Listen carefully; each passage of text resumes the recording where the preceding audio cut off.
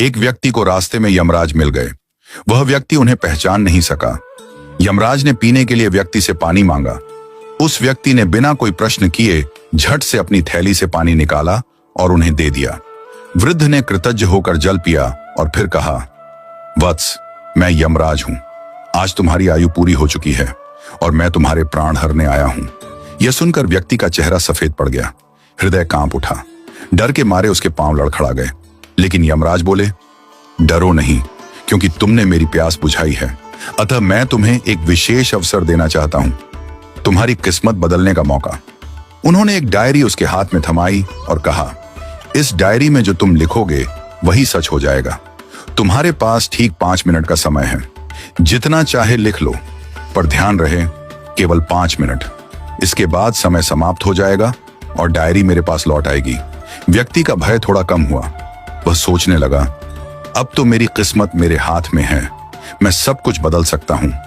उसने जल्दी जल्दी डायरी खोलनी शुरू की। पहला पृष्ठ देखा। वहां लिखा था, तुम्हारा पड़ोसी रामदीन कल लॉटरी जीतकर करोड़पति बनने वाला है। व्यक्ति को ईर्ष्या हुई। उसने लिखा, रामदीन की लॉटरी रद्द हो जाए, वह गरीब ही रहे। दूसरा पृष्ठ लिखा था, तुम्हारा मित्र रघु चुनाव जीतकर मंत्री बनने वाला है।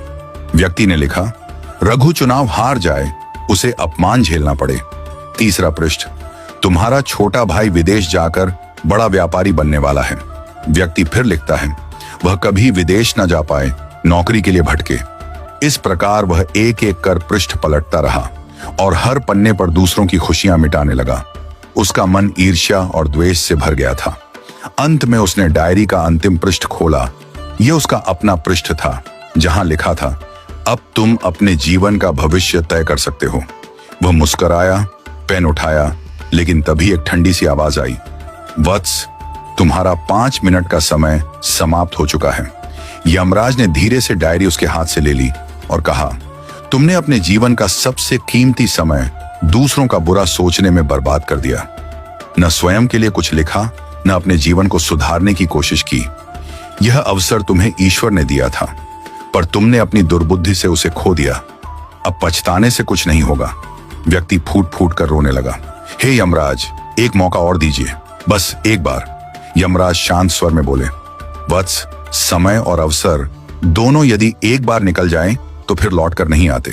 यही सत्य है, यही धर्म है। और फिर यमराज अदृश्य हो गए। समय अनमोल है, इसे सोच समझकर उपयोग करो। ईर्ष्या और द्वेष जीवन को नष्ट कर देते हैं। यदि ईश्वर तुम्हें कोई शक्ति या अवसर देता है तो उसका उपयोग अपने और दूसरों के कल्याण के लिए करो। दूसरों का बुरा चाहने से तुम्हारा भला नहीं होता। जो व्यक्ति अपने भाग्य को सुधारने की जगह दूसरों को गिराने में समय लगाता है, वह अंत में अपने हाथों अपनी ही हार लिख देता है। सच्चा मनुष्य वह है जो अवसर मिलते ही प्रकाश की ओर बढ़े, न कि अंधकार में दूसरों को ढकेलने लगे।